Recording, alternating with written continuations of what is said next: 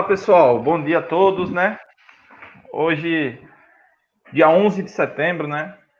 Sexta-feira, um dia oportuno, né, para a gente fazer a nossa live do Revisa Poli, da nossa disciplina Projeto de Vida, né? Lembrando que ela faz parte do pós-médio, né? Da nossa ementa da disciplina.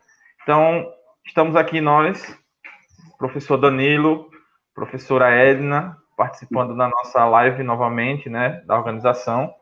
E hoje nós temos como componente curricular a disciplina de geografia, né?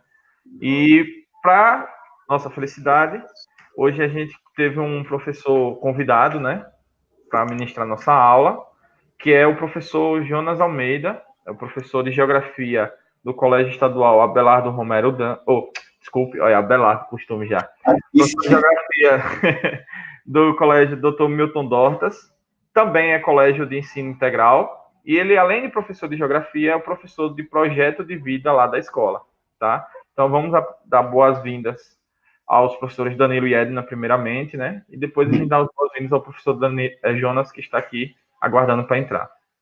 Pode falar, Edna. Primeiras damas. O microfone, Edna. Bom dia, pessoal. Aproveitem mais essa aula maravilhosa de geografia com o professor Jonas e bons estudos a todos. Bom dia a todos. Acompanhem com bastante atenção a aula, né? O assunto é um assunto que vem caindo muito nos últimos anos de Enem. Se eu não me engano, só no último Enem caíram 4, 5 questões relacionadas, não só em geografia, mas também quando você vai para a ciência da natureza, que vai ser o assunto de climatologia. Então, é um assunto recorrente. Esse ano, muito provavelmente vai cair, até porque a gente tem aquelas questões de queimada na Amazônia, a gente tem a questão do Pantanal, que está sofrendo uma seca, e tudo isso graças a interferências climáticas, muitas delas, né, causadas pelo homem. Então, aproveitem, tirem suas dúvidas, e qualquer coisa, estamos aqui para dar o feedback necessário. Então, vamos convidar o professor Jonas. Seja bem-vindo, Jonas. Bom dia, né? E, mais uma vez, obrigado, em nome da disciplina de pós-médio, pelo aceite do convite, né, de participar desse momento da gente, né? Bom dia, pessoal. Eu que agradeço o convite. Os professores Darlison e Danilo já são conhecidos, né? Trabalhamos na mesma casa. A professora Edna eu estou conhecendo agora. E eu estou aqui para auxiliar no que eu puder, né? Esses alunos que estão aí desejosos, ansiosos, angustiados, né? Para fazerem esse vestibular. Mas eu tenho certeza que vai dar tudo certo, que vocês vão alcançar os sonhos e as metas de vocês. E eu estou aqui para auxiliar, né? Trazer um pouquinho de informação, como o professor Danilo falou, de um que é, assim, de grande importância para a compreensão, né? E que não só do clima, mas que se insere em várias outras temáticas, como a questão ambiental, né? E até mesmo do nosso bem-estar, né? Então, estou aqui à disposição. Beleza, Jonas. Muito obrigado mais uma vez. A Escola Estadual, professor Abelardo Romero Dantas, agradece muito pela sua participação nessa live de hoje, né? E vamos deixar a aula com o professor, que é o protagonista desse momento, né? Então, nós vamos sair aqui um pouquinho e você ficar à disposição. A casa é sua, seja bem-vindo e boa aula. Obrigado, Darson. Eu aqui não estou visualizando, né, quem está presente, alunos, mas sejam bem-vindos e vamos iniciar, né, essa aula de revisão com o tema climatologia. Gente, eu acredito que vocês já perceberam que quando se fala do clima, nós estamos falando do nosso próprio bem-estar.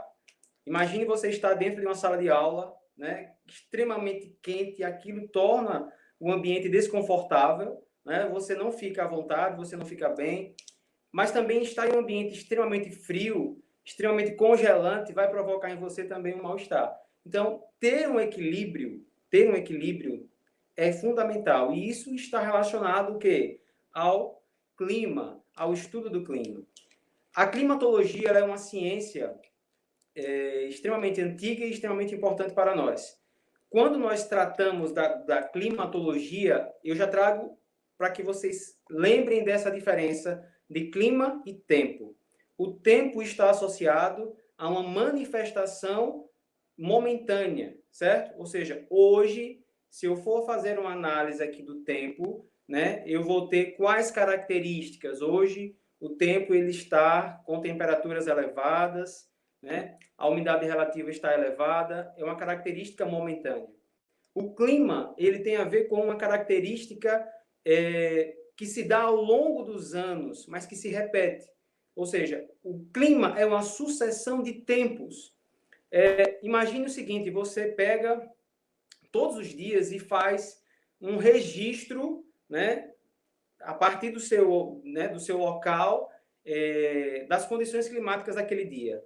Imagine que você repita essa operação por pelo menos 30 anos. Essa sucessão de tempos é que vai determinar o clima da sua região. Então, tenham esse cuidado para não confundir clima e tempo, certo? Esse é o primeiro conceito. Eu só quero saber se vocês vão enxergar o que eu vou colocar aqui no quadro, tá bom? Para a gente começar a aula.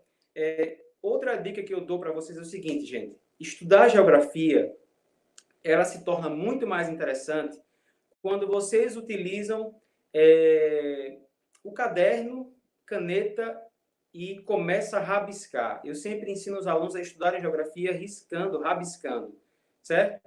Então, estudar climatologia, a melhor forma de aprender é vocês rabiscando, desenhando. Não importa como sai o desenho, o que importa é que você transfira esse conhecimento para o papel. Por quê?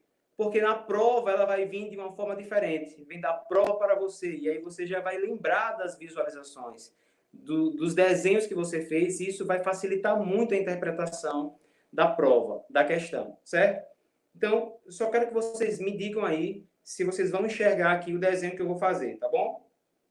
Eu não me apresentei, o professor Darcio apresentou, sou o professor Jonas, né? Trabalho com a disciplina de Geografia e Projeto de Vida, e há 4 anos e meio, mais ou menos, eu estou trabalhando na educação, certo? Não é muito tempo, mas já tem uma pequena história com a educação. Muito bem, galera. Eu vou desenhar aqui, certo? Vocês vão ver que os desenhos são horríveis, mas o que é importante é que vocês entendam, certo?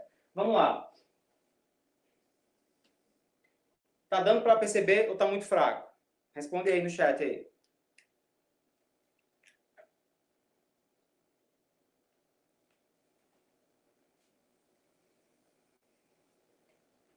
Tá vendo, pessoal? Alguém me dá um sinal de vida aí. Tá dando para enxergar isso aqui? Pronto. Então, vou usar o pincel preto que ele vai destacar melhor. Galera, vamos lá. Deixa eu voltar aqui. Quando se fala do estudo do clima, eu quero que vocês sempre relacionem todas essas transformações, essas mudanças climáticas com a superfície terrestre, que é onde nós estamos inseridos, certo? Então, quando nós estudamos toda a estrutura da Terra, e aí nós pegamos, né, toda a estrutura interna que vai da crosta, do manto e do núcleo, nós percebemos que à medida que nós nos aprofundamos, as temperaturas elas vão ficando mais o quê? Mais elevadas, mais quentes. Só que o nosso estudo ele vai se concentrar nas influências e ações que vão acontecer onde? Nessa camada aqui superior à crosta terrestre, que chama-se o quê? A atmosfera. Então, nós vamos, galera, nos concentrar no estudo da atmosfera, certo? Todas as manifestações, é claro que eu não vou conseguir transmitir todas, mas as principais transformações e ocorrências da atmosfera, nós vamos estar estudando, e principalmente a sua primeira camada. Para você lembrar das camadas da atmosfera, é só você lembrar dessa palavrinha tente, certo? Só que não com N, mas com M, tente. Aí você faz isso, ó,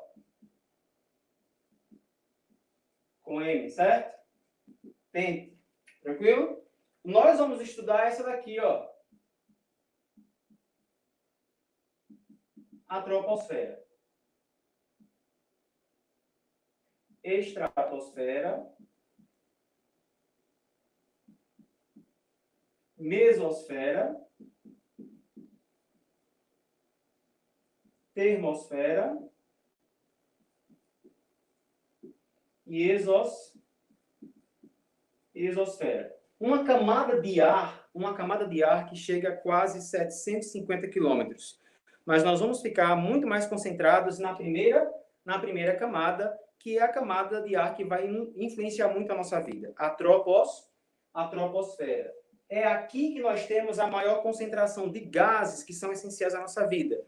Nós vamos ter aqui, principalmente, a concentração de nitrogênio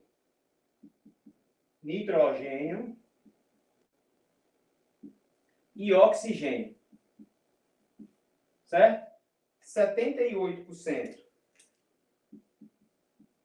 e 21%. Tranquilo? A maior concentração de gases essenciais à nossa vida está na primeira camada, que é a camada da troposfera. Nós vamos entrar agora nos chamados elementos que vão compor o clima, certo? Pessoal, até aqui, tudo bem? Tudo tranquilo? Então, o nosso ambiente de estudo está aqui em cima, na camada superior à crosta terrestre, certo? Depois vocês podem assistir o vídeo e vão copiando com mais tranquilidade. Como o tempo é curto, eu vou adiantar, tá bom? Deixa eu apagar aqui.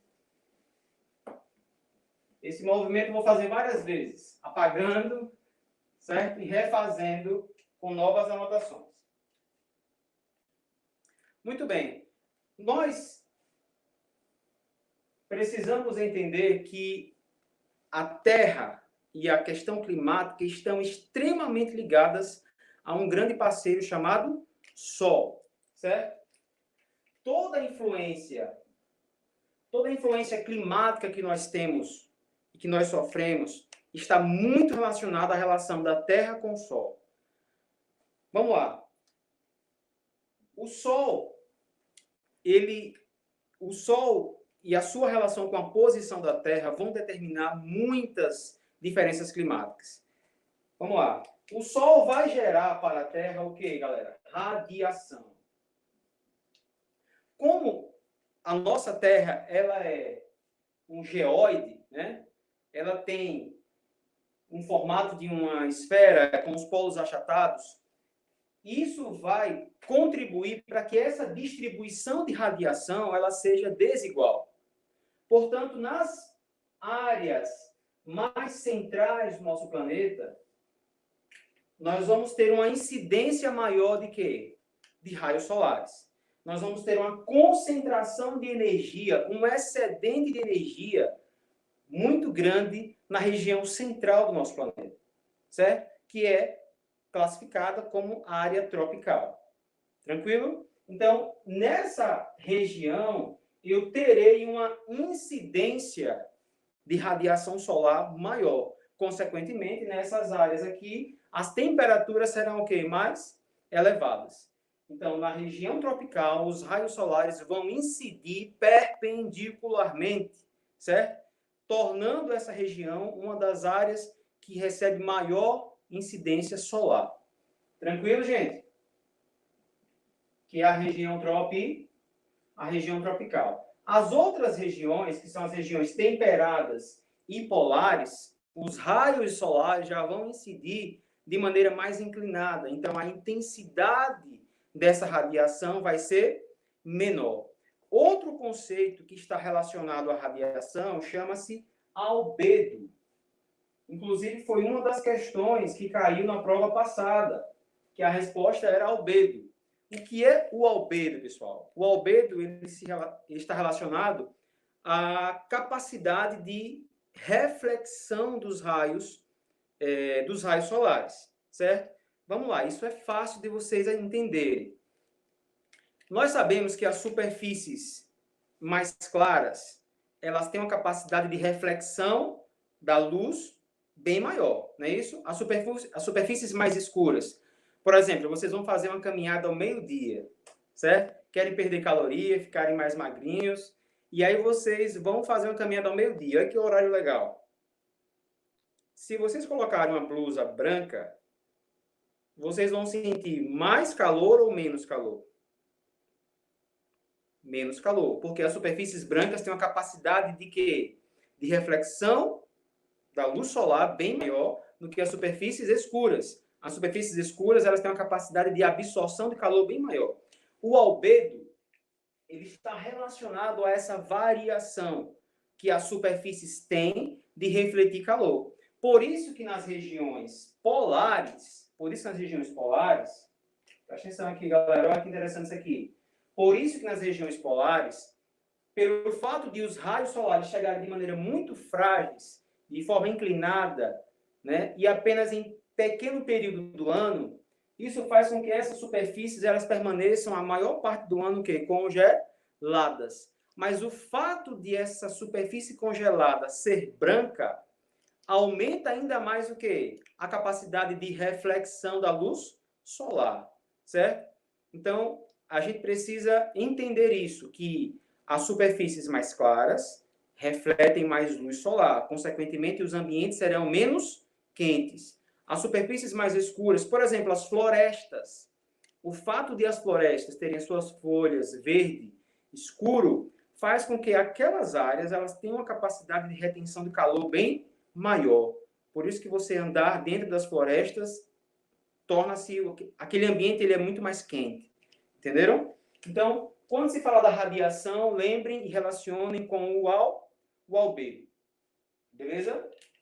Toma água.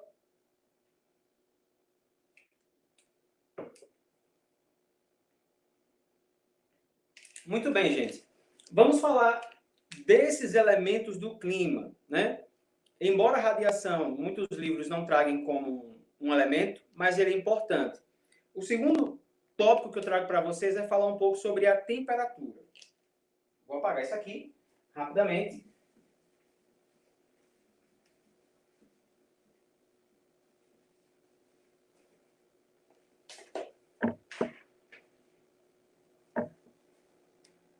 Muito bem. A temperatura está relacionada a quê, galera? A temperatura é o estado térmico do ar, certo? A temperatura tem a ver com o estado térmico do ar. Estar quente, estar frio. Quais são os fatores que vão determinar as alterações em relação à temperatura? Vamos lá. Latitude. A latitude vai influenciar muito na temperatura. Vamos fazer o desenho do globo de novo? Olha só.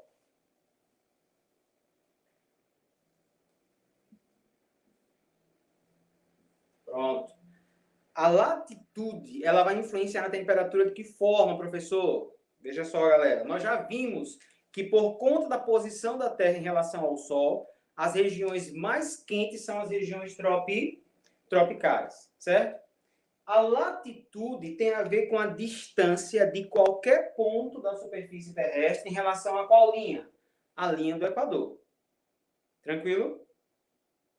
Então, a distância de qualquer ponto em relação à linha do Equador, a distância de qualquer ponto em relação à linha do Equador, vai determinar a minha latitude. Portanto, quanto mais distante da linha do Equador, maior é a latitude, certo? Só que menor serão o quê? As temperaturas. Então, cuidado para não confundir latitude com altitude. A altitude tem a ver com a sua posição em relação a quem? Né? Ao nível do mar, certo? A latitude tem a ver com a distância em graus de qualquer ponto em relação à linha do Equador. Quanto maior a distância que você estiver do Equador, maior será o quê? A latitude. Maior será a latitude. Então, gravem essa relação que ela é inversa. Quanto maior a latitude, menor as temperaturas.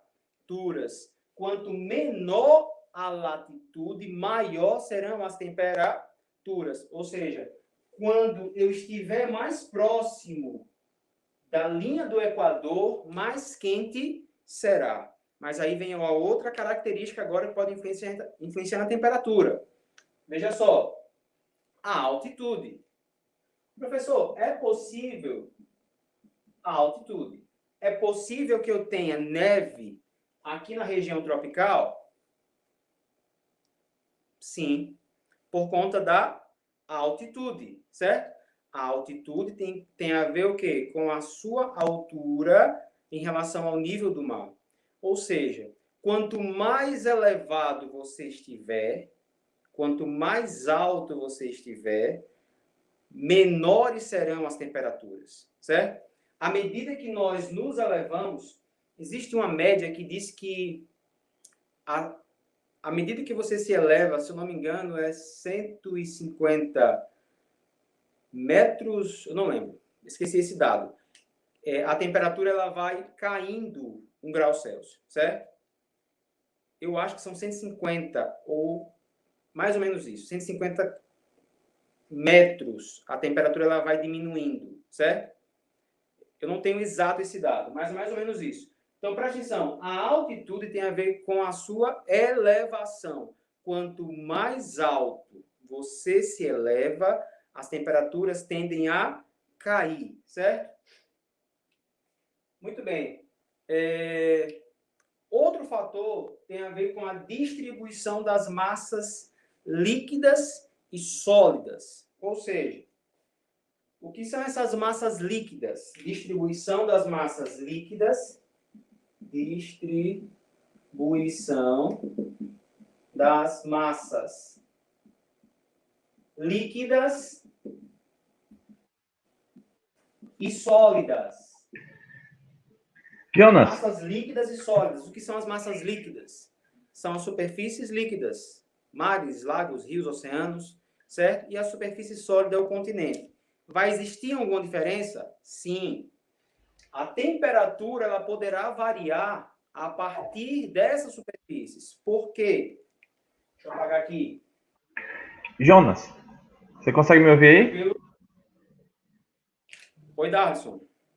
Tem uma pergunta aqui do aluno Juan Melo. Ele pergunta o seguinte: esse albedo se refere ao calor, é? Ele ficou sem entender isso. Não. O albedo se refere à capacidade que a superfície tem de refletir esse calor, certo?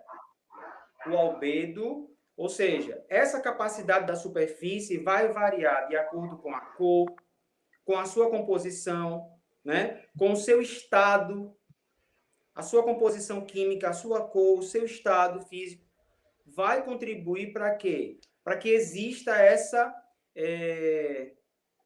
reflexão ou absorção do calor, da radiação.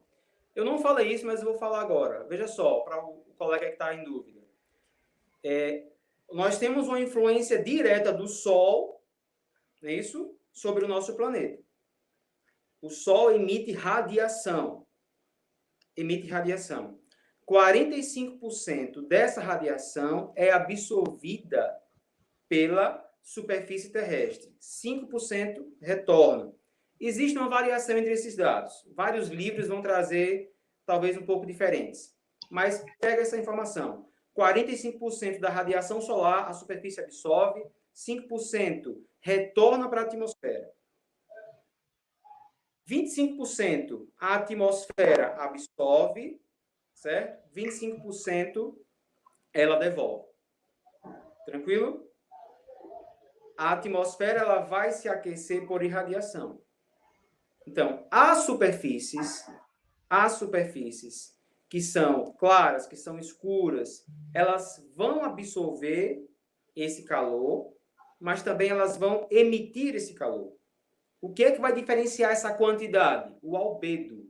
O albedo é a capacidade que os corpos têm de emitir, né, esse calor, em grande quantidade ou em menor quantidade, o que vai determinar a característica da superfície. Tranquilo, Dados? Beleza, acho que ficou claro. Jonas, só uma informaçãozinha que Danilo passou. Aquele número que você estava falando é 150 metros mesmo, viu? Pronto, obrigado, Danilo. 150 metros, né? À medida que você vai elevando, né, em altas altitudes, a gente tende a confundir com latitude, mas não, altitude. Você aumenta em 1 grau Celsius, não é isso? A partir de 150 metros. Da crosta terrestre para baixo, esse número é diferente. Se eu não me engano, é a cada 36 metros de profundidade, a temperatura ela aumenta 1 grau Celsius. Vai esquentando, certo? Subindo, vai esfriando. Beleza? Vamos lá. Pessoal, as massas líquidas são as superfícies, né? Oceanos, rios, lagos, mares. E as superfícies líquidas, né? Veja só, deixa eu fazer um desenho aqui. Eu tenho aqui um oceano, ó. Um oceano, certo? Vou colocar um azulzinho aqui. E aqui eu tenho um continente. O Sol aquece essas duas superfícies, o oceano e o continente.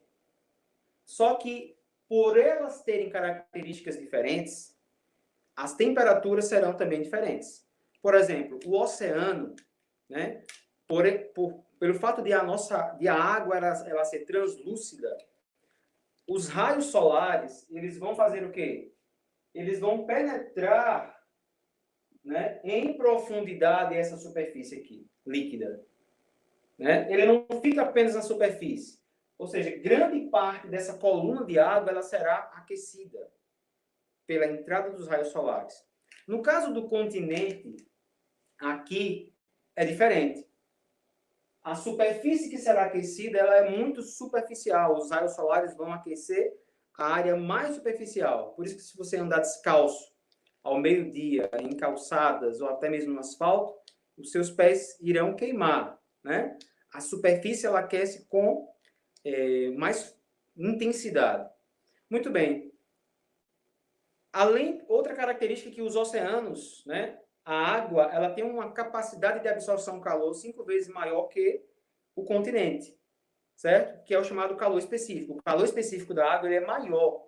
Então, a capacidade de retenção e de permanência desse calor com a água é 5 vezes maior que o continente. Aí o que acontece? Durante o dia, o oceano aqueceu, aqueceu, aqueceu. A Terra, o continente, também aqueceu, aqueceu, aqueceu. Só que como a capacidade de retenção de calor é maior do oceano, o continente, durante a noite, ele vai perder calor mais rapidamente. Enquanto que o oceano, não, ele vai reter mais calor. Então, o que é que vai acontecer? Vamos lá. A gente estava falando sobre as massas líquidas e sólidas. Vamos entrar agora nas correntes marítimas, certo? Deixa eu apagar isso aqui. As correntes marítimas são como fontes de água, né? De maneira bem simples, as correntes marítimas são como fontes de água que correm pelos oceanos. E elas vão apresentar características diferentes de temperatura, certo? Lembre, nós estamos aqui estudando os elementos do clima, certo? Estamos agora vendo as temperaturas, as características que podem influenciar na mudança e variação da temperatura. Eu falei neste instante sobre as diferenças de temperatura por conta das superfícies líquidas e sólidas, e lembrem desse termo chamado amplitude térmica. Lembrem desse termo, amplitude térmica. A amplitude térmica é a diferença o quê? Entre as máximas e as mínimas. As diferenças de temperatura entre a máxima e a mínima. A amplitude, a variação, certo? Muito bem. Quando se trata das correntes marítimas, são como fontes de água que correm pelos oceanos, de maneira simples. E elas vão trazer as características dos seus locais de origem. As correntes marítimas frias, elas se formam onde? Nas regiões frias, certo? Principalmente as regiões polares. As correntes marítimas quentes, elas se formam nas regiões quentes, principalmente nas regiões tropicais, ali próximo à linha do Equador, certo? Essas correntes marítimas frias, elas têm grande importância com relação à determinação de climas de algumas regiões. Por exemplo, as correntes marítimas frias, elas contribuem para amenizar, né, a temperatura elevada de alguns ambientes quentes, de algumas regiões quentes. Por exemplo, a corrente marítima quente, né, do Golfo do México, ela sobe e ela ameniza os invernos rigorosos lá, por exemplo, da Noruega, né, lá no norte da Europa, certo? Então, as correntes marítimas elas vão influenciar na temperatura. Outra característica interessante é que as correntes marítimas frias, elas são responsáveis pela formação dos desertos, certo? As correntes marítimas quentes, elas influenciam na formação das florestas. Tranquilo? Como assim uma corrente marítima fria influencia na formação de um deserto? É simples. Por exemplo, o deserto do Atacama, na América do Sul, a sua formação está muito relacionada a uma corrente marítima fria que se forma lá na zona polar, que é a corrente fria de Humboldt, certo? Como é que acontece isso? De maneira bem... Eu costumo brincar com os alunos do seguinte: as massas de ar quentes do Oceano Pacífico, que vêm carregadas de umidade, certo? Elas vêm para se encontrar com o continente. Um caso amoroso, preste atenção. E nesse encontro aparece a corrente marítima fria, né? Ela vai fazer o quê? A discórdia, certo? É ela que vai fazer a discórdia. Por quê? Porque toda essa massa de ar carregada de umidade que vem do Oceano Pacífico, né, para dar para quem? Toda essa umidade? Para o continente, ela acaba fazendo o quê? Ela acaba dando onde? No oceano. Por quê? As correntes marítimas frias que sobem a costa oeste da América do Sul, essa corrente marítima fria, ela vai fazer com que essa umidade, por ser um ambiente frio, ela se condense. E aí a precipitação vai acontecer dentro do oceano. Essas massas de ar, elas chegam ao continente secas. E não tem mais o que dar para o continente. Então, ali vira o quê? O continente fica na seca e forma um deserto. Não é possível que vocês vão esquecer dessa história de amor. Não esqueçam, certo? Não esqueçam. Tranquilo? Então, as correntes marítimas, elas têm essa influência também na temperatura. As correntes marítimas frias e quentes, certo?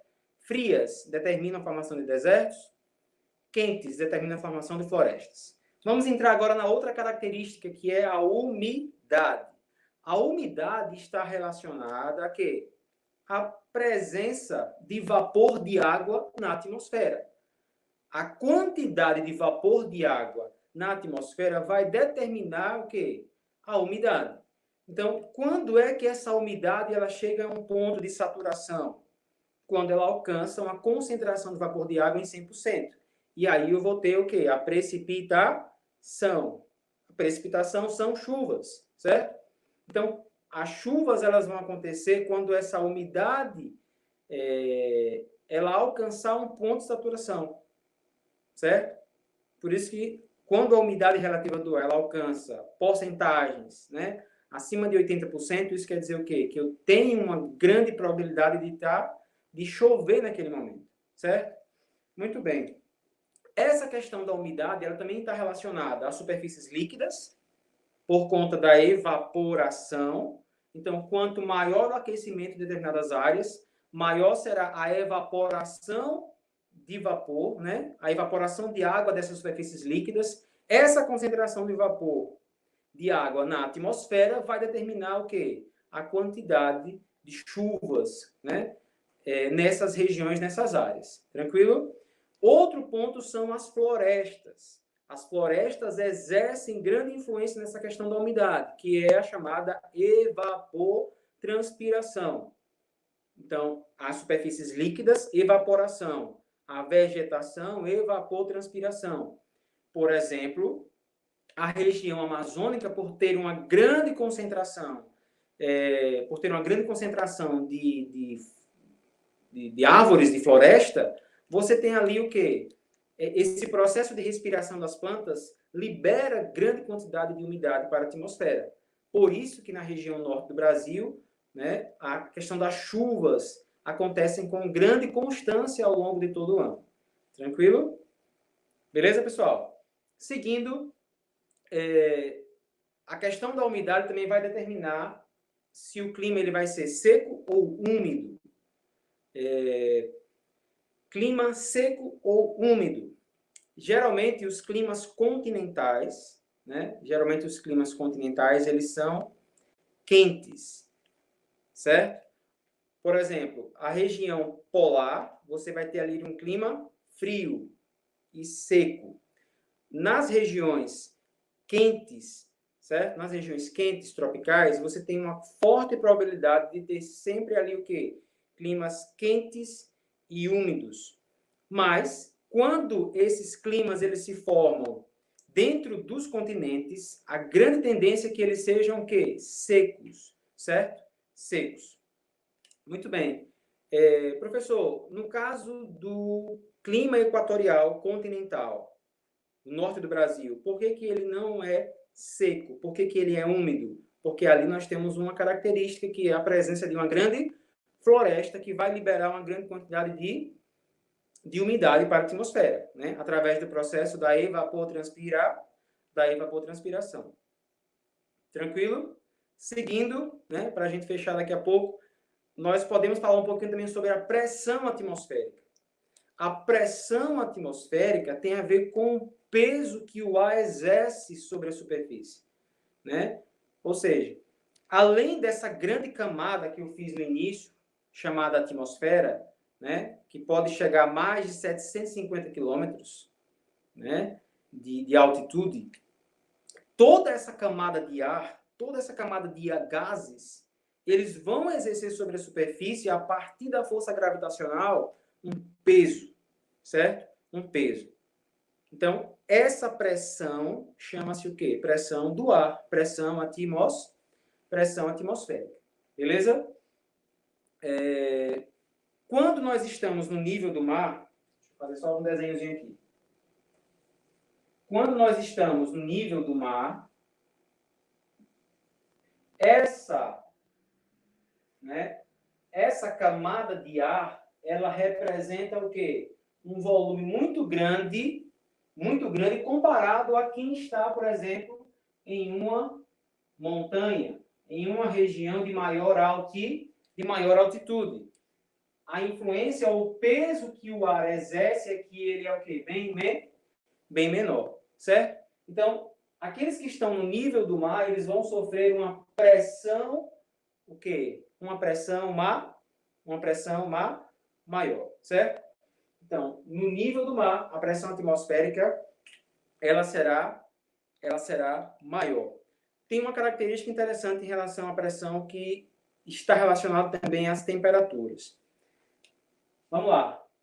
Essa quantidade de gases, ela pode ficar mais densa ou menos densa. E isso vai depender da temperatura. Por quê? Quando essa grande quantidade de ar ela é aquecida, as moléculas do ar elas ficam mais afastadas. Por conta disso, o ar ele fica mais leve, certo? Então, a pressão aí ela vai ser o quê? Menor. Temperaturas elevadas vão provocar uma pressão menor. Por quê? Porque a densidade do ar ela vai ser menor, certo? E aí, consequentemente, você vai ter a chamada ascensão do ar. Então, vamos lá. Eu estou aqui próximo à superfície. Eu estou em uma região extremamente quente, certo? Eu estou em uma região extremamente quente. Isso vai provocar com que as partículas do ar, elas não fiquem mais o quê? Concentradas, elas se afastem, certo? Elas se dilatam. O ar ele fica mais leve e ele tende a o quê? A ascender para as regiões mais superiores, certo? Para as regiões mais superiores. Jonas, não foi? Isso, tem uma pergunta aqui de Clara. É? Eu coloquei aqui. Você consegue ver aí ou quer que eu fale? Existe algum fator que pode alterar as correntes marítimas que o senhor citou? E qual a consequência disso no nosso clima? Se algum fator que mudaria essa dinâmica de formação dessas correntes marítimas, é isso? Olha, especificamente, assim, eu não sei citar. Eu vou falar algo aqui, certo? Mas eu não tenho esse dado concreto. Mas pode, sim, influenciar nas mudanças de características de uma corrente marítima. Por exemplo, pense nas correntes marítimas frias, certo? Que se formam nas regiões mais próximas às regiões polares. Se eu tenho uma mudança climática extremamente abrupta nessas regiões, essas correntes elas perdem a característica, certo? Elas perdem as características. E a consequência, por exemplo, da mudança de característica de um ambiente frio, onde se forma uma corrente marítima, seria o quê? Intensificar, né, nas regiões equatoriais os índices de calor. Vocês entenderam? Ou seja, eu não sei dizer a vocês se hoje nós temos um estudo que mostra isso. Mas pensa bem, uma mudança abrupta nas regiões polares, certo? De mudança de intensificação, de elevação de temperaturas, isso pode provocar uma descaracterização dessas correntes frias. Essas correntes frias amenizam, né, as temperaturas muito elevadas das regiões equatoriais. Então, se essa corrente fria ela não chega lá com essa característica de fria, o que é que vai acontecer? Vai elevar os índices de calor. Isso acontece na região, por exemplo, do Brasil. Tem um período do ano que, por conta da posição do relevo, que permite que boa parte dessa frieza que sobe da região polar, ela entre pelo sul do Brasil e ela chega até a região amazônica, né, em um efeito climático chamado de friagem. E ameniza, né, a questão das temperaturas elevadas. As temperaturas caem por conta dessa influência. Entendeu? Então, esse equilíbrio que existe, né, da distribuição climática, quando ele é alterado, as consequências podem ser inimagináveis. Né? Ou seja, nós ainda não temos nem essa capacidade ainda de talvez perceber as consequências disso. Entendeu? Beleza, Darlison? Tranquilo, Jonas. Vamos seguir. Já está quase acabando, falta pouco, certo? Acho que mais 10 minutinhos, tá bom, Darlison? Pode ser?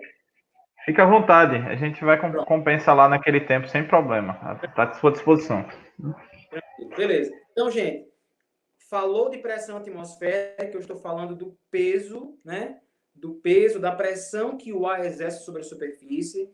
E essa pressão ela pode variar de acordo com a temperatura. Quanto maior a temperatura naquele ambiente, menor será o quê? Menor será a pressão.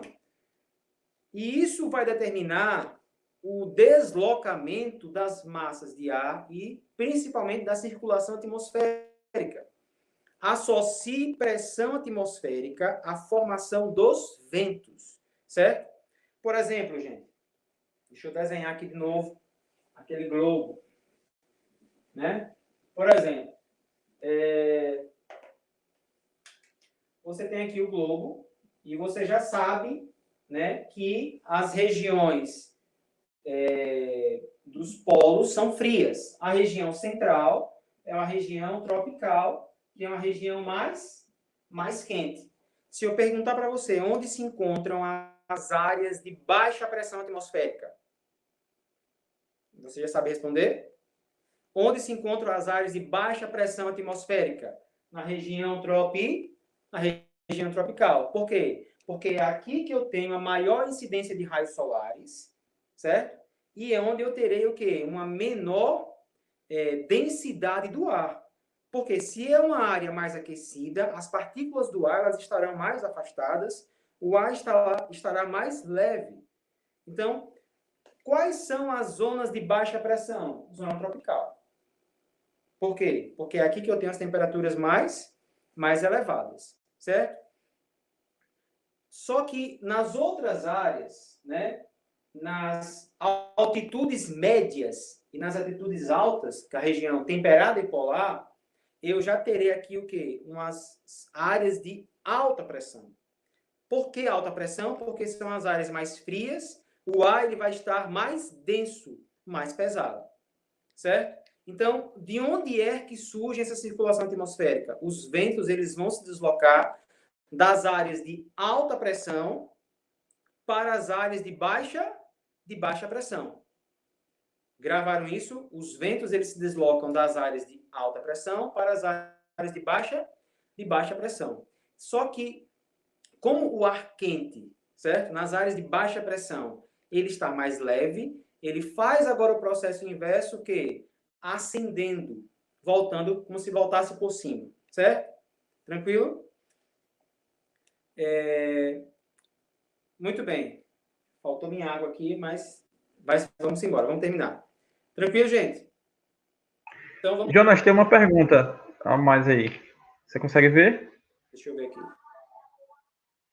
Então, essas correntes poderiam se quebrar ou até se modificar, pois a cada ano o aquecimento global vem derretendo as geleiras, aumentando o nível do mar, que eu acho que poderia modificar a pressão.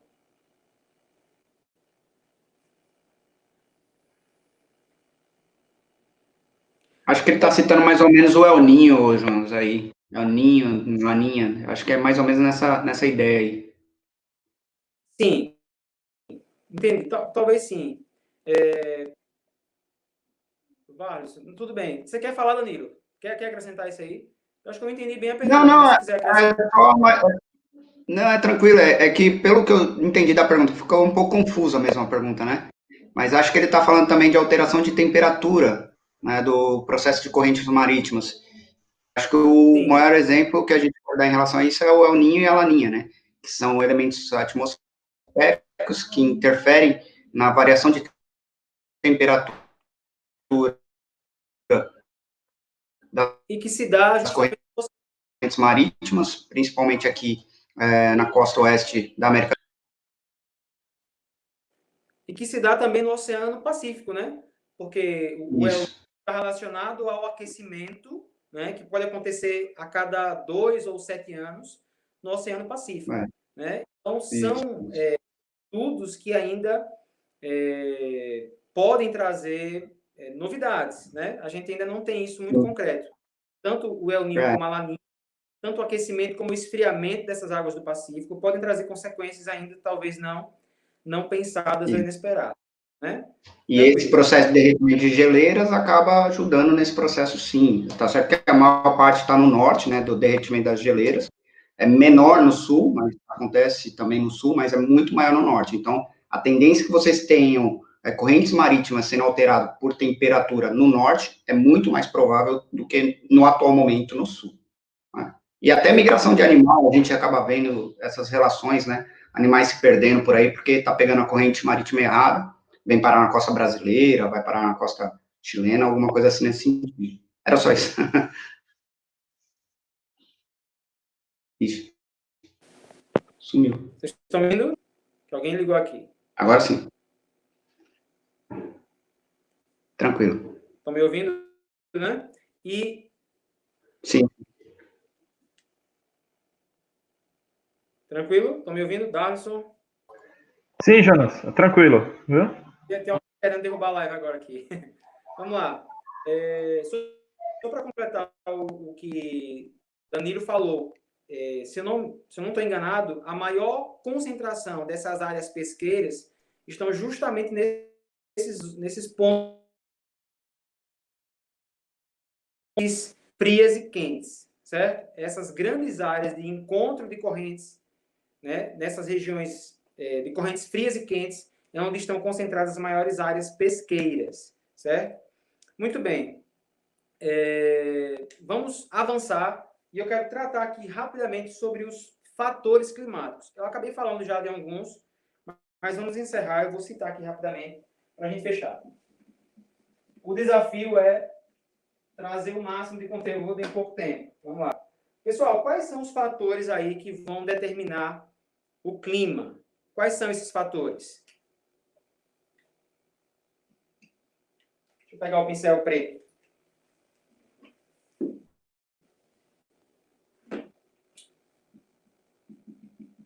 A latitude. Lembra quando eu falei da latitude? A latitude tem a ver com o quê? Com a distância a distância de qualquer ponto da superfície em relação à linha do Equador. Quanto maior a distância em relação à linha do Equador, maior será o quê? A latitude, certo? E menores serão as temperaturas, os climas ali serão mais frios. Outro ponto de destaque é o relevo. O relevo é outro fator que pode determinar uma mudança climática. Veja só, quando a gente desenha aquele globo, né, e coloca ali as zonas climáticas, você pode pensar, professor, então na zona tropical vai ser sempre quente, na zona polar vai ser sempre frio, certo? E aí você coloca isso como um determinismo, mas não é assim. Porque vão existir as variações climáticas dentro dessas regiões. Foi como eu falei para vocês, com relação à altitude, né? É possível ter gelo, né, na região tropical. Basta que eu tenha ali uma grande elevação, porque eu sei que à medida que há uma elevação, vai o quê? As temperaturas elas vão sendo diminuídas, certo? Então, o relevo, ele é determinante em um clima em vários aspectos. Por exemplo, o relevo ele pode impedir, né? Ele pode atuar como uma barreira que impede, por exemplo, a entrada de umidade que vem do oceano.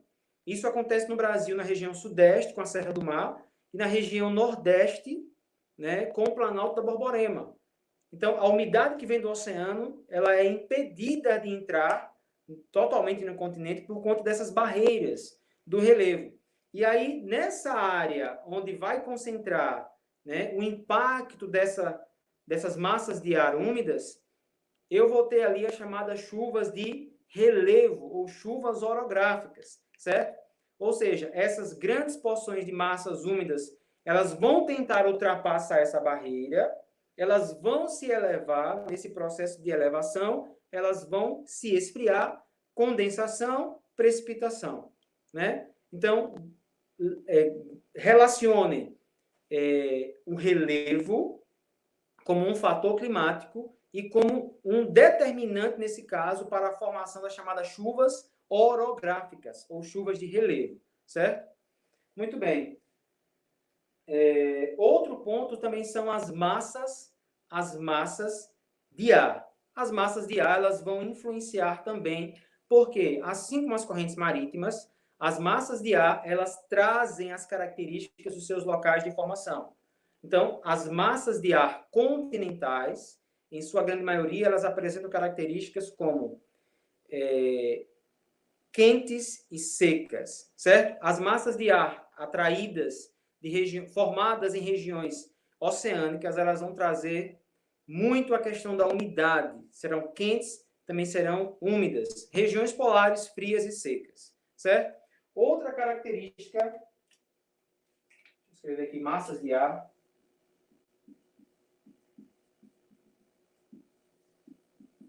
Outra característica é a questão da continentalidade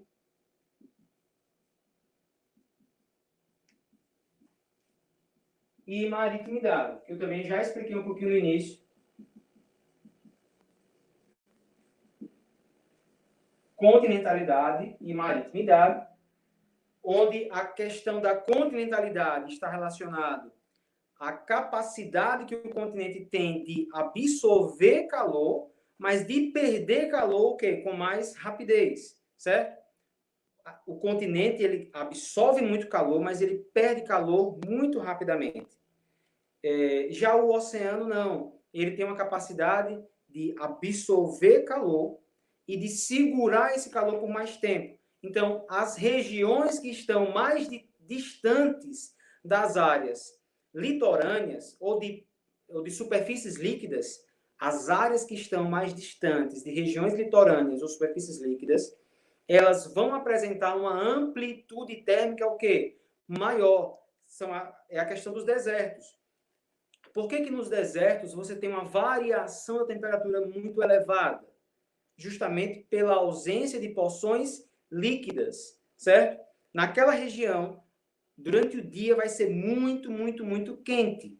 Só que como você não tem influência de oceanos, de mares próximo, isso afeta aquela região no sentido de que durante a noite ela vai perder calor muito rapidamente. E aí as temperaturas vão cair abruptamente.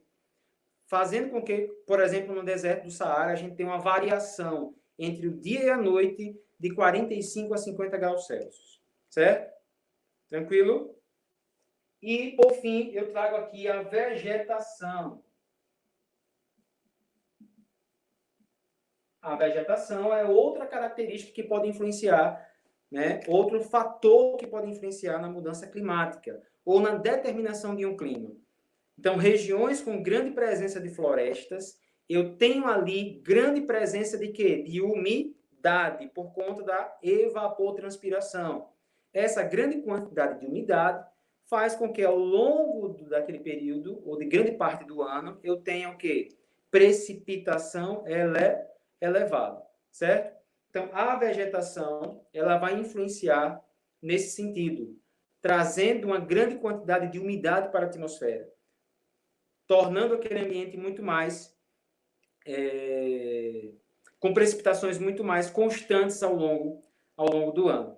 Bom, gente, eu trago aqui os elementos climáticos, os fatores climáticos, como talvez as principais características, né? O desafio foi grande por conta do tempo, e eu queria encerrar aqui agradecendo a vocês, pedindo desculpas pelos problemas técnicos, né, que fogem ao nosso controle, e agradecendo a paciência de Darlison, Edna e Danilo comigo, né, e agradecendo o convite. Eu espero que, mesmo diante desses probleminhas, que os alunos tenham conseguido pegar pelo menos alguma coisinha desses conceitos, tá bom?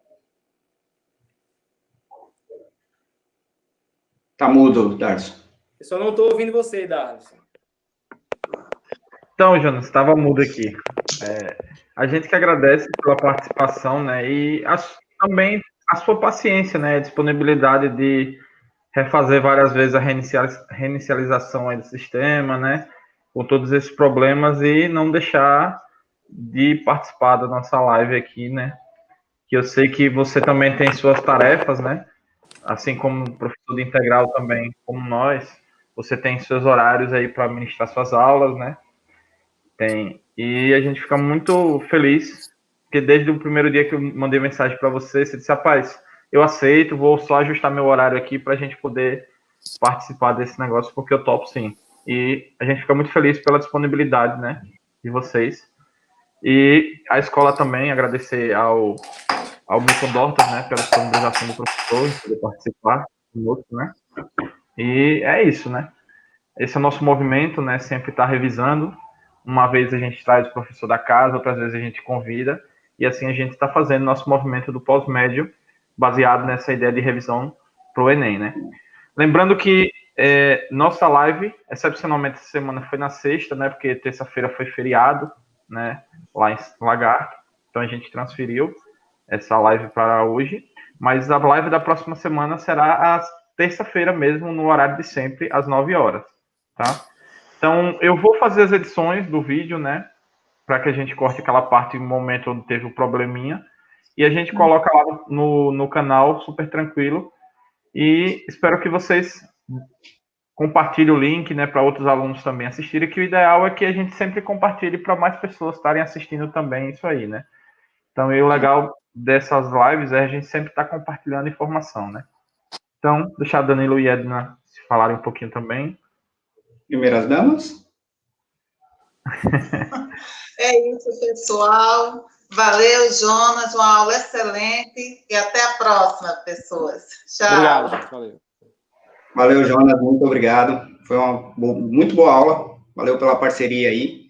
E creio que os alunos vão aproveitar bastante. Se eles conseguirem mesclarem boa parte disso daí que você falou, mata muitas, mas muitas questões mesmo de Enem.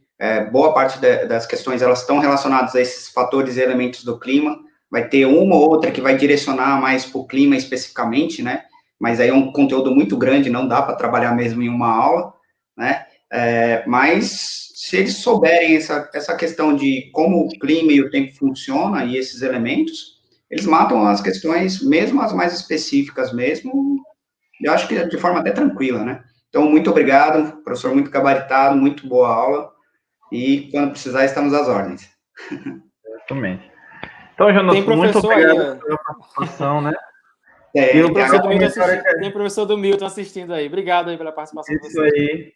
A gente viu aqui o Edson, né? Tem o coordenador de vocês também lá do Milton Dortes, estava participando aqui também. Marcos. Obrigado. E alguns alunos do Milton Dortes também participaram, né? Eles deixaram alguns comentários aqui, a gente estava visualizando, né?